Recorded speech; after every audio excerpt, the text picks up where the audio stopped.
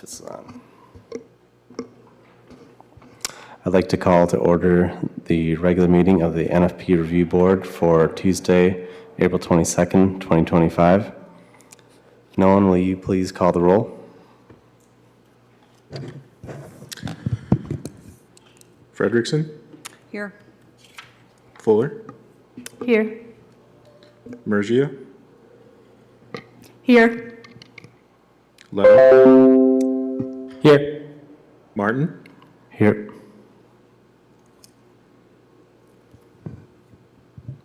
Here. And Hollander and Bassett are excused today. All right. Thanks, Nolan. Can I get a motion to excuse absent members? So moved. Support? Second. Support. All right. All in favor, say aye. Aye. Aye. Aye. Any opposed? Motion carries. Item B, adoption of the agenda. Can I get a motion to approve or adopt the agenda as presented? So moved. Support? All right. All in favor, say aye. Aye. Any opposed? All right. Motion carries.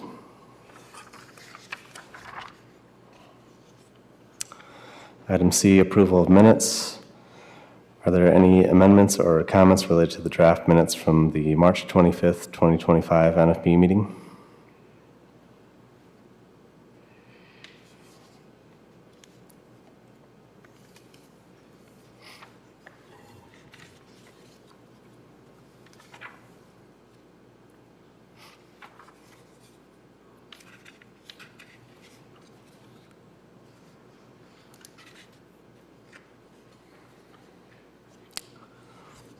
All right, hearing none, can I get a motion to approve the minutes from March 25th, 2025 NFP meeting? So moved. Support. All right, all in favor say aye. Aye. Any opposed? All right, motion carries. Item D, public comments. If there are any comments from the public, please come forward, state your name, and you'll have 3 minutes to address the board.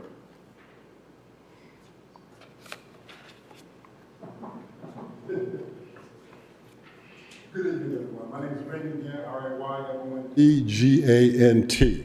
I'm a resident of Kalamazoo. My family has been in Kalamazoo for 160 years. We've been here a long time. Not many families actually have been here as long as we have. It came in the 1860s. And we've been here in Kalamazoo ever since. So recently I just learned that the city is coordinating an event, not an event really, but actually developing the property right behind my property on Reed Street. It's like it's not a watershed program, but as much as it is like a wetland, and they're creating some reservoirs right behind my property. And I just want you to know that I support that. So I'm here. It's not a complaint, that I'm here to let you know that I support that initiative. We're very excited about that. There won't be a resident more impacted by that than me, because my house sits right in front, and all the property, the 4.2 acres, is directly behind my house. Excuse me. You may know where I live. I live, like I said, on Reed Street, and it's a tiny house. So I have one of the tiny houses on the south side of Kalamazoo that's been there about 2 years. Although the property has been in the family since 1961, that tiny house has only been there for about 2 years. And so I just wanted to make myself available in the event that if there's anything that I can do to assist you with your effort, the city with their efforts to develop that property back there. I'm an outdoorsman. I love being outside. That's why I'm running late today, because I've been outside all day today. But I wanted to extend my services to you, and if there's anything that I can do or my family can do, and on behalf of my sister and I, and Robin also is a resident of Kalamazoo, she's been here for a long time as well. So we're longtime residents. We're not new to the game. We've seen a lot of changes. You know, we weren't here when Abraham Lincoln spoke, but we were here. Well, my family was. Actually, they were here when he actually spoke here in Kalamazoo, down at Bronson Park. But again, without being overly redundant, just wanted to share that information with you to let you know that Raymond Gant and his family is supportive of the new venture, and we're really excited about what it's going to do for the Edison neighborhood, because we love the Edison neighborhood. We think it's one of the best neighborhoods in the city, certainly the most diverse, and no question the largest. And we're excited about the Kalamazoo's direction to make Edison neighborhood a better place for all. Thank you. Thank you. Are there any more public comments? All right, looks like none in person. Are there any call-in comments? No call-in comments. Item E, board member comments. Are there any comments from the board?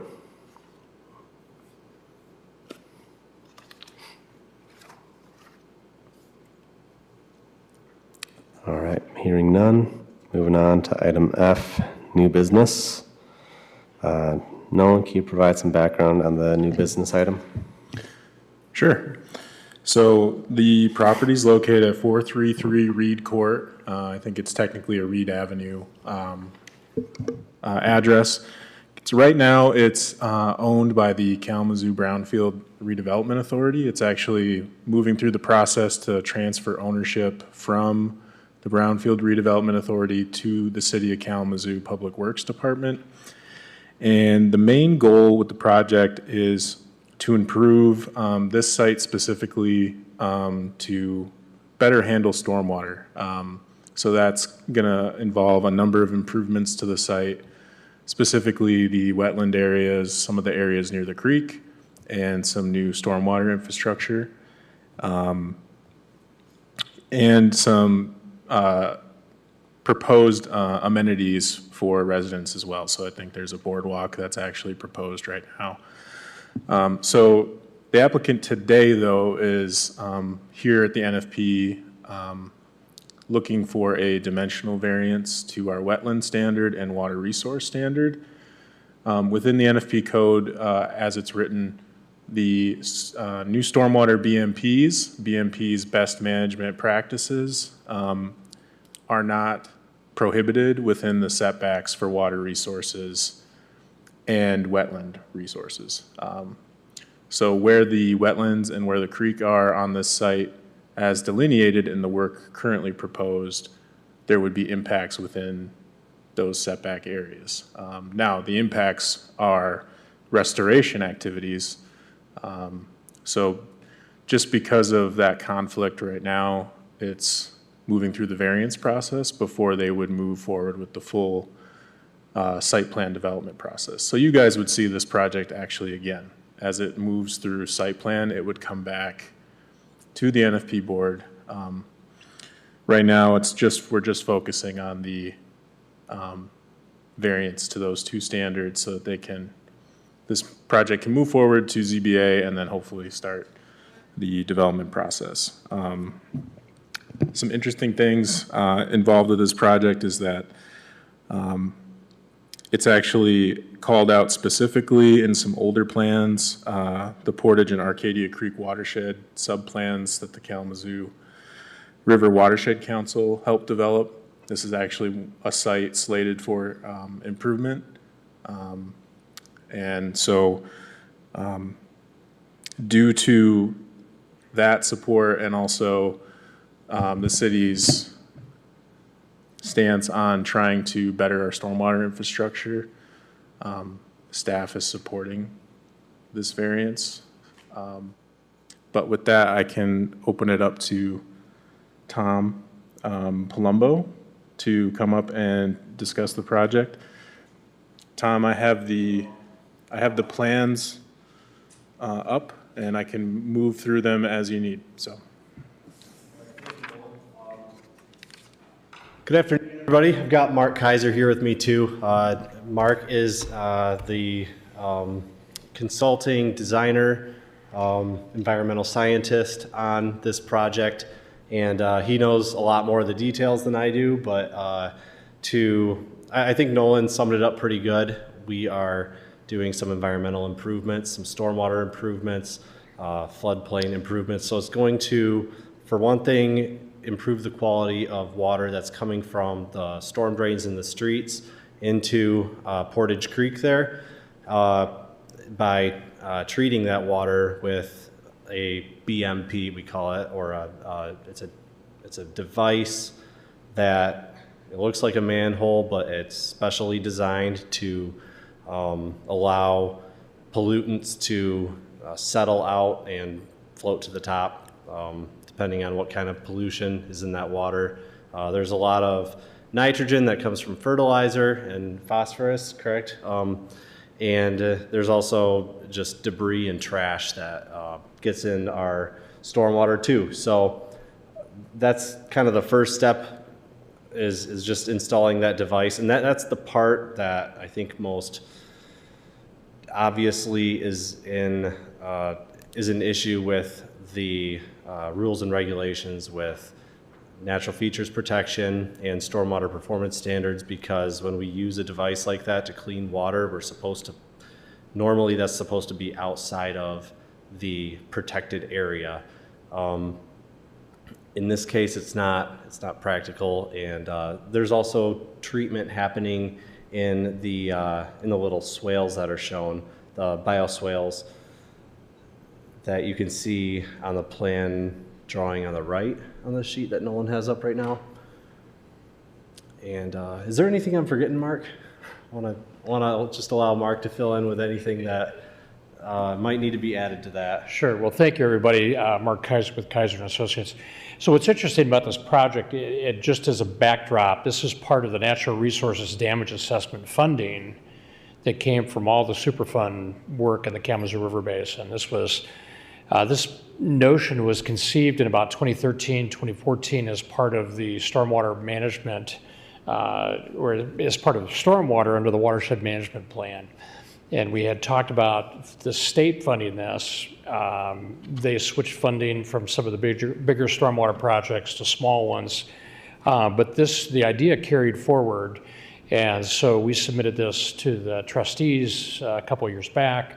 Since the City of Kalamazoo, the Brownfield Redevelopment Authority owned this, this would be National Oceanic and Atmospheric Administration, or the Fish and Wildlife Service. They said, well, let's work with the city. So that's how the project came about. Brennan Newhoff, one of the city's engineers, is part of our team with Boyle, Cal, and Blaylock, and Bruce Merchant. And we've been looking at ideas along the river. This was ideal. So the funding is, if this project moves forward through permitting, through work with the city, could be funded and would be funded through the damage assessment. And so the nice thing is it's new money to the wetland recovery here. As Tom pointed out, the location of this mechanical treatment device is down by the street. Right now there's a big pipe that comes out from underneath the road directly into the creek, and all several acres of stormwater is untreated. We looked at it previously saying, hey, could we divert that through the wetlands areas and allow for natural treatment? That will be part of this project. That mechanical treatment device takes out trash, sediment, and those types of issues. And then we'll release it back through the system. So it's kind of an additional natural treatment that comes with that. As Tom pointed out, the two bioswales that kind of run through the property, one will take the stormwater, the other one will open up to Portage Creek. And so it will actually allow water from the creek to also flow through the center of the site, which it hasn't for years and years until you get flood conditions.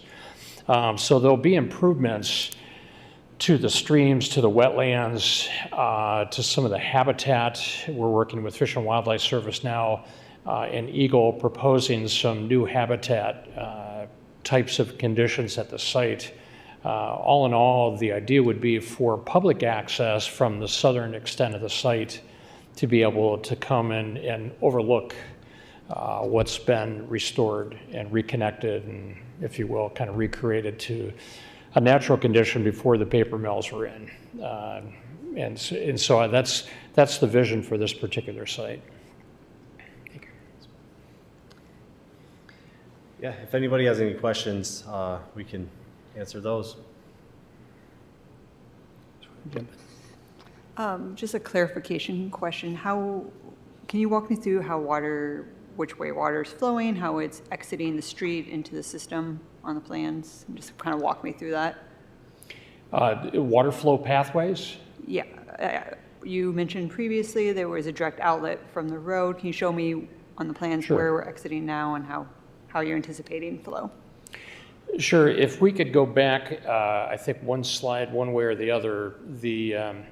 So right now you see on the left-hand figure, that is the location of basically a pipeline, buried pipeline that's going to be on the city's property. The street is right at the bottom. So the blue line is the storm sewer, the dash blue line running from left to about halfway through that picture.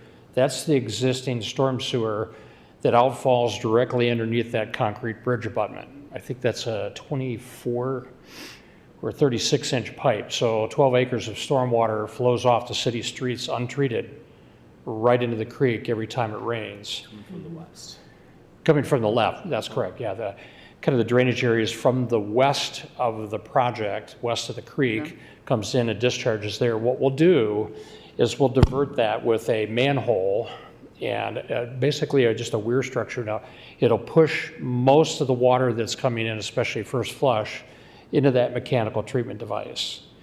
From the mechanical treatment device, we'll allow it to overflow to the north, following the orange or that dotted red line there. That will open up into one of the rounded areas at the very bottom on the right-hand side now, kind of in the center of the site. You see kind of a lobe on that purple. That's kind of just a big open swale, 20 plus feet wide. And at the bottom of that, it'll just be kind of the collection point for the water that's coming from stormwater.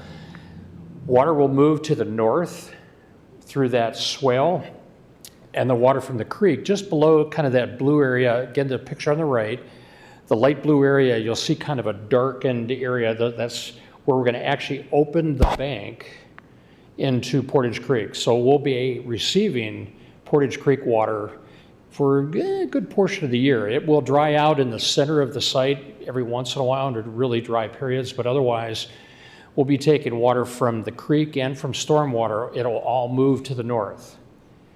And at the very north end of the picture on the right, you'll see kind of another kind of a shaded area. That's a rock outfall. So it will reconnect to the creek.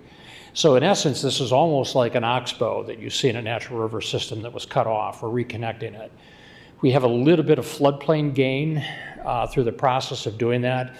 But the nice thing is we won't have some of the erosive conditions that we see in some of the high flow events. When that happens through the site, we see kind of both sheet flow, water moving across the site, and it looks like the bottom of a beach. It's all rippled sand. Oops. And then through other portions of the site, there's really no flow through there. So you don't have any cutting except for in that blue shaded area. When water does over the top of the banks, it creates its own stream, and every time it tends to cut a new almost stream. You can see some highly eroded banks that are about this high. So what we're trying to do is stabilize the hydrology from the creek, the upstream portion of the creek through the site. And then those conditions will be intentionally managed. The only grading that you'll see that we believe is necessary is the kind of the lower fork and the upper purple channel there. We think everything else, some of the other depressions that already exist in the site, will naturally take water, because now we're reconnecting, we're bringing those bank levels down so we get more water flowing to the site more naturally. So that the path will be from the south to the north, and it'll reconnect up at the top of the property. Will the inflow be at such an elevation that it primarily takes Portage Creek most of the time, or is it just going to be when Portage Creek is high, it will divert? Well, that's a great question. So Okay. By opening the creek bank, we're going to be getting flows there, with the exception of probably the lowest of the stream flows that occurs in September, October.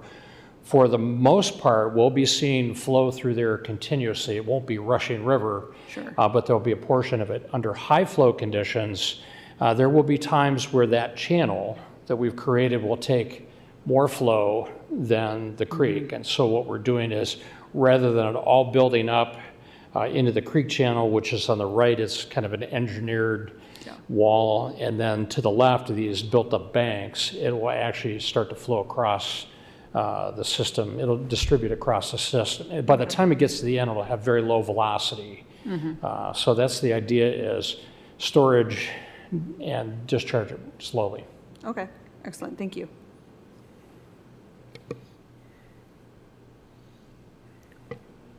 So this discharging to Portage Creek, is this under a National Pollutant Discharge Elimination System permit? Well, that pipe that now discharges to the creek is under the general stormwater permit that is held by the city of Kalamazoo under Michigan's stormwater rules. So the city of Kalamazoo actually has a permit, a general stormwater permit with the state, and that outfall is one of the outfalls that's part of your responsibility. Yeah, we've got, I don't know how many outfalls throughout the city, but they're kind of dotted all along every creek that runs through the city. There's, we call them outfalls. It's where the storm sewer discharges into a creek or another area, and it's one of very, very many. They're all permitted under the city's MS4, Municipal Separated Storm Sewer general permit. Okay, so as part of that, they're regularly tested. You mentioned nitrogen and the physical garbage as some of the concerns here. Is that a full panel of the concerns? I can speak to that if you'd like. Yeah. So what's interesting is whatever goes in that curb and gutter system ends up in the creek. So if you have trash and debris on the road, without any means of separating that, it all goes to the stream. So you have floatables, you'll have sediment, you'll have heavy metals that are oftentimes associated with brake pads. When you step on your brakes, there's fine particles, heavy metals that are released from that. So there's a whole mix of constituents, if you will, contaminants that are in stormwater. The idea of the mechanical treatment device, it's great at separating out the solids, and oftentimes, especially phosphorus, is attached to those solids. So if we can capture solids instead of letting them go into the creek, we're capturing other heavy metals, we're capturing phosphorus. Nitrogens tends to just move through the system, but nitrogen over time can basically be off gas as nitrogen gas, N2.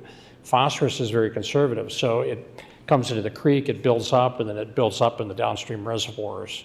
Kalamazoo River has been under a large phosphorus reduction program now for 25 years, called the Total Maximum Daily Load for Lake Allegan, and it's kind of the phosphorus diet for Lake Allegan. So all 1,600 square miles upstream contribute to the phosphorus that accumulates there. So the state has looked at this under the MS4 programs. The permitting is, if you can do something to reduce phosphorus, that's encouraged to do so. But because there's a mechanical treatment device there, it doesn't create it as, well, now you have a new point source discharge.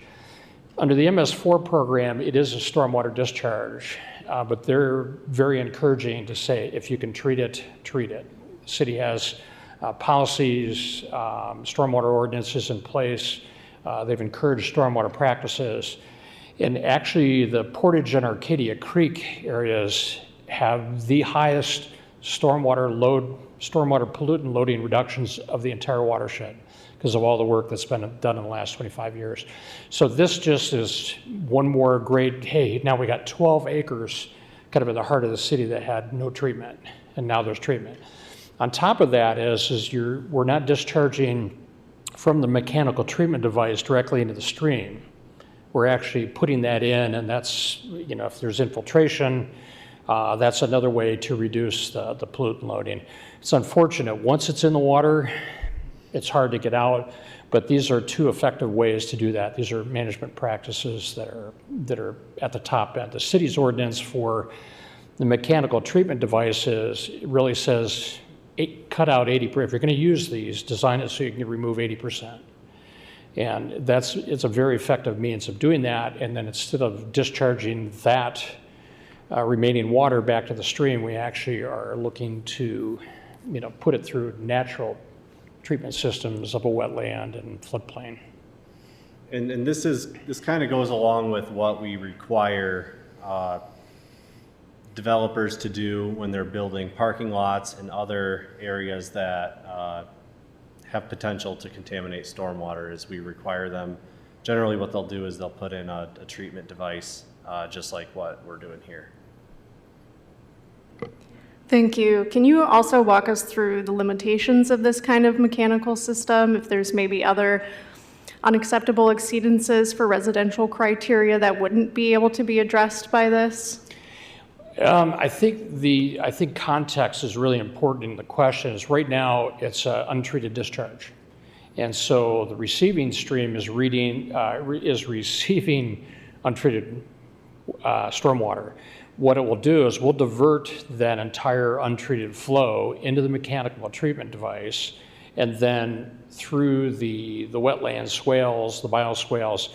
Under big storms, some of that water will overflow the mechanical treatment device. It's set up that way, and it will discharge directly to the creek because we don't want to flood those storm sewer systems back up the line. But what you're doing is you're reducing pollutants. It's not adding anything. It's physically removing. It's mechanical removal of solids and floatables and even oil and grease. What's with that, and if I can follow up, just a final comment, one of the ideal aspects of these mechanical treatment devices is it's not one and done. The city actually has a program where they'll go out and where these are established, we'll go out and maintain these. So depending on how much sediment is built up, that'll be kind of the indication of they'll come out, use a vacuum truck, remove what's collected. And so the device has a long lifetime as long as you maintain it. And so the city has always had that commitment to do the maintenance. We're already doing that, yeah. Right. Several sites around the city. It's nice because it consolidates everything in one location instead of having it kind of spread out in multiple smaller amounts in different locations. This is where they can come in and really remove it all at one time. Can you remind me what the plan is for addressing that previous outfall? The previous outfall will remain, but the water that flows to it will be diverted up to an extent. So most storms are going to be diverted to the treatment device. Once it gets to a certain point where it's going to start flooding things upstream, then it's going to have an overflow on it where it'll go ahead and go out. That's expected to be a very small percentage of storms, so that wouldn't occur most years. It's something that is that size to a, is that a 10-year or 25? I think it's a 25-year storm. So that's a term that we're kind of getting away from in the engineering world. A 25-year storm, we say like a 25-year storm, it's got a 4% chance of occurring any given year. So that's the limitation on it. And what we see with the mechanical treatment devices, the way this was set up, is in all stormwater settings, especially in urban areas, we call it the first flush. And so when you have rainfall that accumulates on the roadway surface that actually generates runoff, that's when all of the dust that's been accumulating, the metals, the phosphorus that's been accumulated in the driest surface then gets washed off into the system. And the wash off happens in anywhere from 15 to 45 minutes. And so that's the first flush that we actually capture in those storms. So if it keeps raining for 2 hours, 3 days, we may have some overflow, but we've captured oftentimes it's 70-90% of all pollutants are in that first flush. So to being able to treat those early first runoffs is really key, and that's the beauty of these particular devices. One of my questions was about maintenance, so I think you answered that for the mechanical treatment devices. It sounds like there is funding to maintain them long-term. How about the bioswales and the wetland pools? Is there any maintenance associated with those over time? That item is, it's not as straightforward, the maintenance for them. It's more of something where it's done on an as-needed basis. A lot of it is just cleaning trash out. Some of it is cutting back invasive species that may get in there. But that's also done on a regular schedule. We do that kind of stuff already too in the Public Works Division.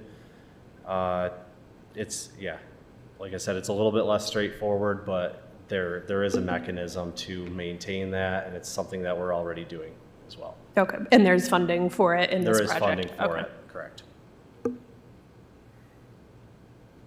Answered one of my questions was there's physical infrastructure components here, there's biological with the vegetation, and then you have public access, and so you have like crossover of parks and Department of Public Works, and you have folks sitting behind you that are probably your biggest advocates in the room, or maybe the city, that are obviously willing to help too. So that's great to hear. And I think this is a great example of really trying to make the highest impact for, well-being and public access. And I would love to have this in my neighborhood.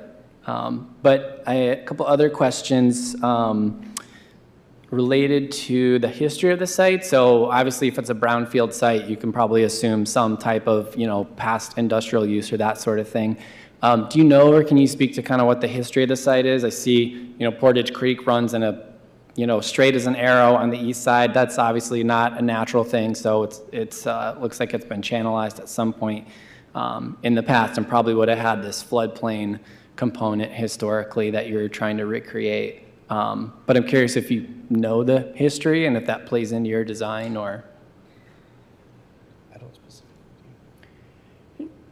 Yeah, just to be sure I understand the kind of the floodplain history of this particular location. Just the parcel in general. I mean, under the designation of brownfield, you can kind of assume some type of land use, but. So I'm pretty familiar with the Portage paper, performance paper, allied paper. I kind of cut my teeth on that more years ago than I'd like to think about.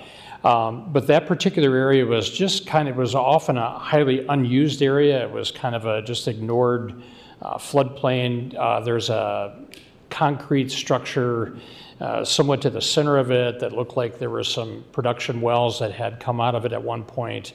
That would be removed. What happened in circa 2012 is the Superfund initiative that came in to recall. They cleaned out Portage Creek, excavated several sections of Portage Creek that had residual PCBs. This was after the Monarch Mill Pond, I should say the mill pond just upstream of Alcott was renovated, restored that to stream and floodplain. This area was always pretty much untouched. In 2012, the Superfund contractors actually came in and used it as a staging site for a lot of their equipment that they were doing on the various different segments of the creek. What they found actually was some residual PCBs in the shallow soils at that site. I recall that this is the paper mills discharged it when the floods would rise. It would distribute across the floodplains. Same thing happened here. So they had a kind of an interim soil removal action that occurred at this particular site. They took soils down to about 2 feet and then tested, then replaced it with clean fill. So as we come into the site, we're very conscientious. We've been working with EPA on this. Former city employee Bruce Merchant has been part of our team and has been working with Eagle and EPA on this. So the section of the site where our purple channels are on the figure, those are in areas to the northern part of the site that had been excavated. So as we go back in, we'll go down about 12 to 18 inches. These will be rock-lined channels, but we won't penetrate anything beyond that. So our goal is minimal disturbance on the site. and using some of the natural low-lying topography to make sure that we can get water distributed in those areas. They become more wetland habitat types of conditions. So the site is really, would it ever be buildable? Because it's so wet. A good portion of it is delineated wetland, a good portion of it's in floodplain. So we're just enhancing the features of those, trying to get some water flowing through those as well, which otherwise is just a high. That makes sense. High I flow condition. was able to look on some old aerials online in 1945. It looked like the whole site was pretty well cleared, but I couldn't see any evidence of buildings or anything like that. So it makes sense that it'd be brownfield because of its kind of downstream position and the historic use of the upstream areas. If I could add, what's interesting with, because we're working with NOAA, we're working with Fish and Wildlife Service, they have requirements to go back in and look at historical conditions at the site. We're just finishing up a SHPO, and I can't remember what the acronym stands for, but architecture or looking for, pardon me? Historic preservation. Historic preservation kinds of issues. Was there anything there that would be, hey, you can't disturb this, this, we need to preserve this? It's a fascinating discovery. The turn of the century, they saw one small house somewhere back on that site, whether it was a barn or not, but the EPA, the agencies, the trustees would say, if it was there, it was historical. Before you do anything at the site, you got to check it. So there's a process that they're following through with as well. They can contact all of the tribes in the region saying if you have any historic relationship to the site, they want them to be aware of it in case there's artifacts, concerns.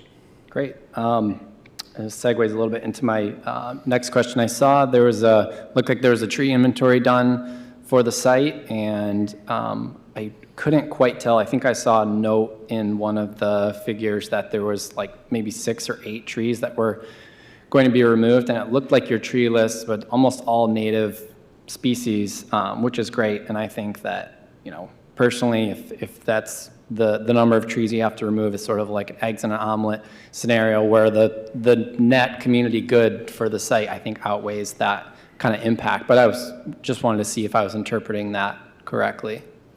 Yeah, that's a very fair interpretation. One of the things that we'll also do is any trees that we do fell that will be in those channels, we won't be outside of those, but anything that we do have to fell in there is we will keep those on site. And those will actually be part of kind of the riparian habitat from these channels. We'll be working, the bid documents would require contractors to keep those in place, and then we would do site-specific placement of some of those to really enhance habitat opportunities through there. So rather than making it just kind of a big ugly channel, there's lots of native plantings from seeds to plugs to shrubs and trees that would be planted. After EPA came out of there in 2015, we helped them develop a tree planting plan that they put forth, and we still see some of those trees that were planted there 10 years ago. But where we'll be operating, if we take a tree out, we avoided any kind of the real high, any rare species, but we'll keep those on site and we'll blend those in as habitat. So that's correct, and I don't know what page number it is on my packet here, but it says trees removed for project 6. So sounds like that's the number. Yeah. So that's correct, okay. And that's also subject to the city's tree committee, which regulates what can be cut down on city property and the rates at which new plantings have to go in. Usually 3 or 4 to 1 ratio for the number of new trees that have to be planted if one is removed, depending on species, size, quality of the tree. Great, thanks. And if I'm remembering right, this is our woodland standard anyway, not our tree standard. This is, so the site's large enough that we would apply the woodland standard, give some flexibility for applicants if there are specific, like in this case, as they mentioned, they'll reuse those on site, but there's generally a little bit more flexibility. Plus the stand is quite large for the site, so But you will see the project again too when they come back through for, to the NFP for full site plan approval, so. Interesting point though, this is one of those projects that is NFP and tree committee. So normally tree committee is for the public property, so it's usually the right of way, but as mentioned, city property is public property, so, and then obviously it's NFP, so it's got kind of two standards to go through. Got it. And you're going through Eagle permitting currently for it? Yes.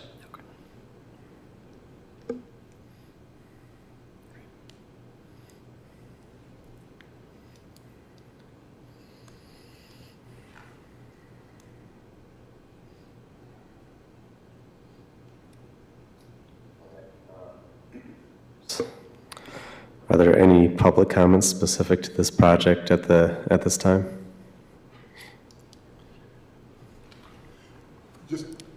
Just one quick question. I'm just wondering, as the project develops, is there a plan to clear all the dead trees that are currently in the stream as you head north down toward Reed Court? Is there a plan to remove some of those dead trees that are there? Because the water has shifted over the years, as you know. There's a sand sediment that's coming into the water now. It's been shifting for the last several years. And I was wondering if there's a plan to remove those trees. And also, you had mentioned there are 2 pumping stations back there. There's one on the kind of the southern end, and there's one on the northern end. So there's actually 2 pumping stations that are still there. You can hardly see them because the building is down, but you can see the pumping system. Wastewater pumping? Yes, the wastewater. Because back in the day when the bill would pump the water through the pumping station, then it would then go directly into the creek, because there'd be days when it would be totally white. So I was wondering, one, if you're going to remove those trees, and secondly, where you're going to remove all of the base for those 2 pumping stations that currently exist. I don't believe we're calling for the removal of, if you're talking about dead tree, like standing trees that are dead, generally those are staying. We are aware of the sanitary, it's a pretty large sanitary to the railroad tracks, parallel to the creek, which is common. We're coordinating with our wastewater division and as well as our water division, just to make sure that everybody's familiar with the work that we're doing there, the utilities that are already there. We're surveying everything and making sure that as we work in that area, we're not disturbing any of the existing utilities. I do know that there are several fell trees currently that are there. There's a large tree on the north end of the creek that fell, I think, probably just a couple of weeks ago. Okay. But I mean, if there's going to be a viewing area, because I think there's a viewing deck that's a proposal, that for aesthetic reasons and for just for this public beauty, it might not be a bad idea to remove some of those. But I also understand that you don't want to remove too much because that sacrifices the integrity of the bank. So I understand that as well. And there is an ecological value to fallen trees, which is why trees that are felled as part of the project are supposed to stay on site. So in the process of restoring natural habitat, part of that natural habitat does include fallen trees. Is there any? What's interesting is we mentioned the Eagle permits, and typically the state discourages tree removal if it's in a creek. And part of what our interest has been the last 5 to 8 years is, well, how do we create that as a kind of a natural water corridor where you could kayak from Hampton Lake all the way down to the river and kayak across the street to the brewery and the restaurant. If it is obstructing construction, they'll remove it. But I think I'm excited to hear, I'll leave you my card, and I think it would be important for us to chat. If the project goes forward, it's probably a 1.5 years out by the time we get bidding done, but having a neighborhood liaison and a neighbor, we always think that's important. So we can chat afterwards. But when that would be important as the the bidding process unfolds is talking with the state, who will issue the permit to work in wetlands and in the creek, is if there's something there that is beneficial to have that removed. It's an obstruction, it's a nuisance, that can happen when you have the contractors on site. I would think. We could chat. Okay, wonderful. I look forward to it. Final question, well, Please. an observation, is that there's a plethora of wildlife that exists back there right now. There are at least 6 to 10 deer that are there every day. There are occasional turkeys that are there. There's, of course, a lot of raccoons and possums that are there. There's fox back there as well. And I was wondering, with the development of the wetland, how will that impact the wildlife? Because, you know, deer are not going to stay in water. But then there's very limited space where they can actually go and have a peaceful existence within the confines of the city of Kalamazoo, particularly in that area. So there'll be times where there are high water conditions and it is a floodplain, it'll be wet, but then it'll recede much more quickly with the connections that we have. The idea would be is that as these trees grow in, you're going to have a lot more diverse habitat. I would think ultimately, you've got to be careful about encouraging deer populations, but in every neighborhood we have deer, so it's kind of inevitable. We worked on the consolidated drain in Portage 25 years ago, and it went from old celery fields to just an incredible spot for wildlife. And so you could expect that there will be an attraction for wildlife in there versus what's there. But you know, you're pretty well bounded there. So ideally, with what's happened to the south, is you're going to see a corridor for animals as well, with the restored creeks and floodplains. So you'll see that over time. Well, we're excited. Our family, we pick up the trash back there, so we're the ones that keep it clean back there. So well, that's appreciated. The struggle has been with that site with the populations of temporary folks that have tried to reside there. I know the city is well aware of that. The Brownfield Development Authority is well aware of that. I think that's diminished, but the idea would be is rather than this kind of forgotten area, this will be, there'll be a lot more attention. Our hope is that through the Superfund process, although we've talked to DNR Fisheries folks, they would like to see more monitoring, both habitat and water quality and flows through that section. The trustees may not pay for it, but there are other agencies that are really interested in seeing how the creek changes over time with this particular project. So. I have a question. First, I'd like to say I'm so excited about the habitat because when we moved into that property, my brother was 6 weeks old. My mom had just had him, and I was 5. We moved so that I could attend Kalamazoo Public Schools, and my sister was a year older. So he spent his childhood back on that back property, so he loves that, and he lives there now. So. My question was, are there any concerns regarding seasonal things, like when it gets cold, what will happen back there? Because we're not clearing anything out, it's going to remain naturalized, but it'll be much more diverse. I think it would be hard to say. There could be slight changes just in terms of the amount of moisture that's out there. You know, it'll be kind of potentially a wetter habitat.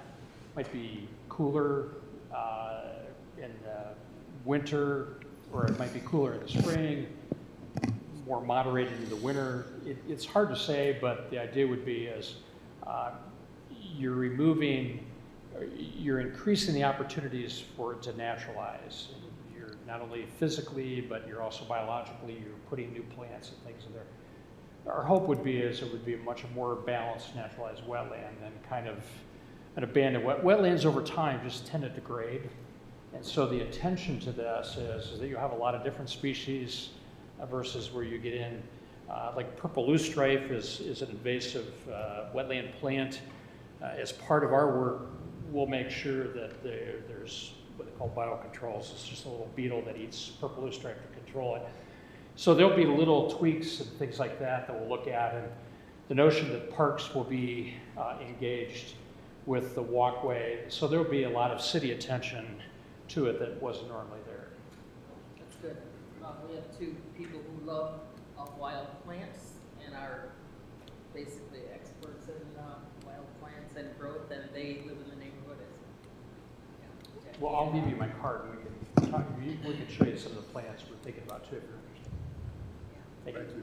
And thank you for allowing us the opportunity to ask questions. Yes, Appreciate thank you.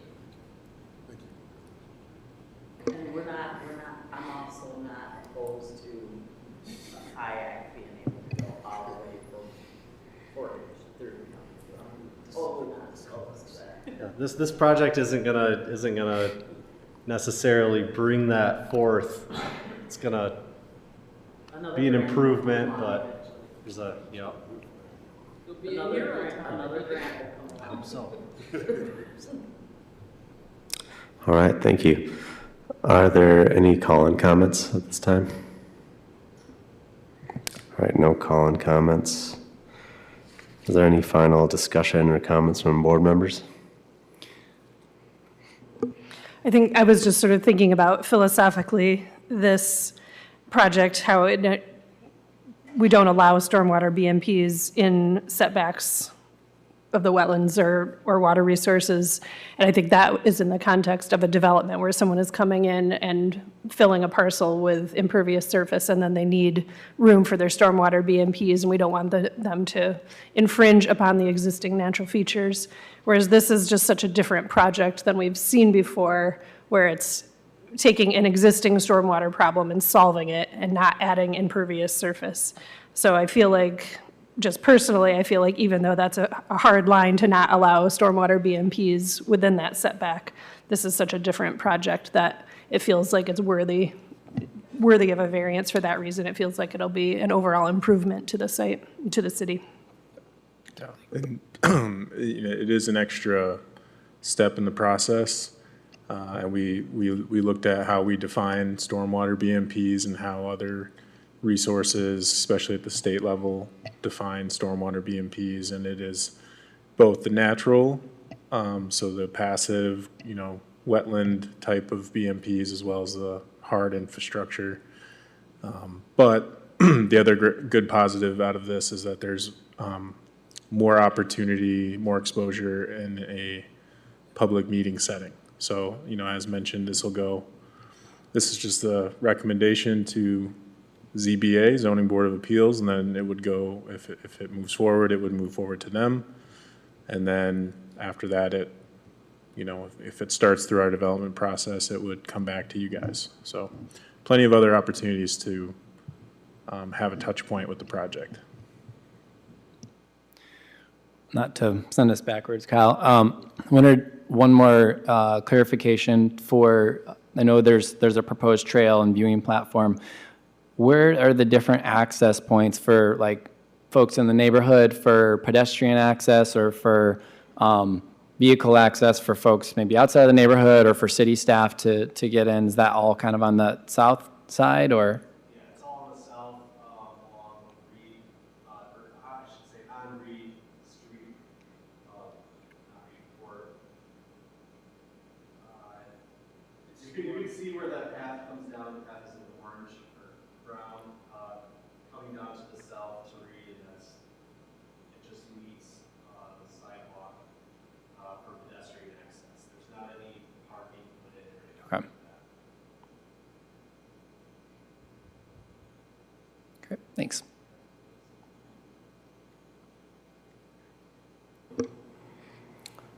All right, any more discussion from board members? Hearing none. Can I get a motion to approve the recommendation to the Zoning Board of Appeals to grant relief from the wetlands and water resources standards to allow the installation of new stormwater BMPs within the setbacks of wetlands and water resources? So moved. Support? All right, this will need a roll call vote. Nolan, will you please call the roll? Frederickson, Yes. Fuller, Yes. Murgia, Yes. Leto, Yes. Martin. Yes. All right, motion passes. Moving on to item G, unfinished business. NFP board work session.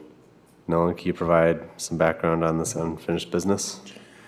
Yeah, so I kept this on the agenda as unfinished business. I was trying to coordinate with some staff to see if they could present on the sort of zoning code compliance questions, come and present. So that's not going to happen this month. That'll happen in May. So at the May meeting, we'll have our Assistant City Planner, Bobby Durkee, and he's also our Planning Commission liaison, come and speak to that. He has background as the city zoning administrator, and when I was still a new face at the city, I got a chance a couple times to go with him on some site visits, so I think he'll be able to, you guys can really dig in with him on some questions and learn a little bit more about that process from him directly. And then I'll try for the June meeting to see if I can, schedule some staff to maybe come talk about the stormwater. I know that's top of mind with this most recent project, but yeah, so I don't have a lot for today's work session, if anything at all. That update generally that for May, I am hoping that Bobby will be here to present. I did have an announcement. Well, I'll save it. I'll save it for the announcement section. All right, thank you. Item H, staff reports and updates. Okay, we're officially, so we have 2 new board members that will start at the May meeting, which means we'll have 2 board members terming off from the original NFP board, Directors Leto and Fuller, terming off, and Director Martin will have to keep you around until we can find a 3rd application to come in. So, but they're very excited. The 2 board members seem very excited, and I'm going to be putting them through a little bit of an orientation soon so they can get themselves kind of prepped. But I just, wanted to say thank you for your service on the board for as long as you've served, and how you've helped shape it. And, it's a very important and proud thing, I think, to be a part of. So, a lot of kudos to you all. Yeah, Director Martin will keep you around for a little bit more. But that was my big announcement, just that they were recently on the City Commission agenda and were approved. So, Great. I was gonna have it in the communications announcements, but I'll just respond to that and just say, yeah, it's been a great pleasure to work in this capacity on a city board. I would encourage anybody who's listening to engage in the same way. It's been really great to try to use what I have to offer to my community, something I feel really passionate about. I can't remember if it was 2019 or 2020 when we started, but working in the conservation field, development is often kind of talked about as like the antithesis of conservation. And so I thought that this would be a really good challenge for me to kind of, challenge that notion and find balance and compromise. And so it's been uncomfortable at times for sure, but to try to see the growth of the city and developments happening as something that's great for the community, but not wanting to lose the natural character and the well-being that people receive from these natural areas, and really proud of the city of Kalamazoo. I don't really know any other municipal community that has something like this. Really happy that Nolan, I remember you were an AmeriCorps intern, and I was like, oh, we get to keep this guy. No, this is great. So awesome to see you kind of rise into this position over time, and excited that folks will keep on doing the good work. And so, yeah, excited about the new members, and just, yeah, wanted to say thanks. Ditto.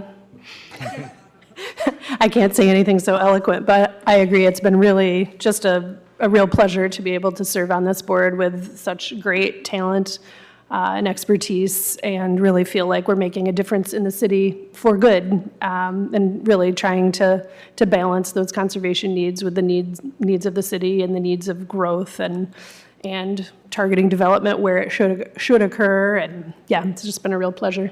Thanks, everybody. Yes, it's not easy, and you're public servants, right? So you did the job very well. So I appreciate that. Thanks, guys.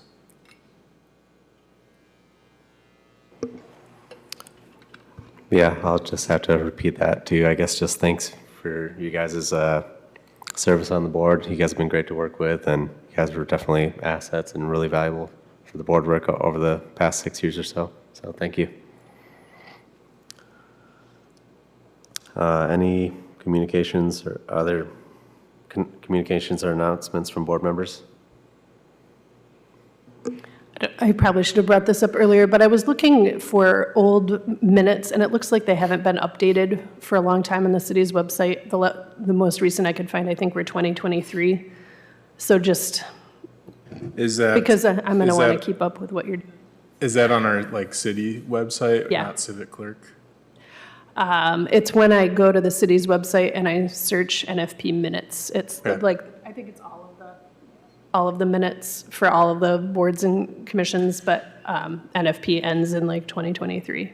Okay, I can reach out to the clerk's office and figure that out. So the minutes should be all on Civic Clerk, which is where we publish the agendas and agenda packets. So, but either way, we'll make sure it gets updated. Cool. Well, if there's nothing else, then adjourned.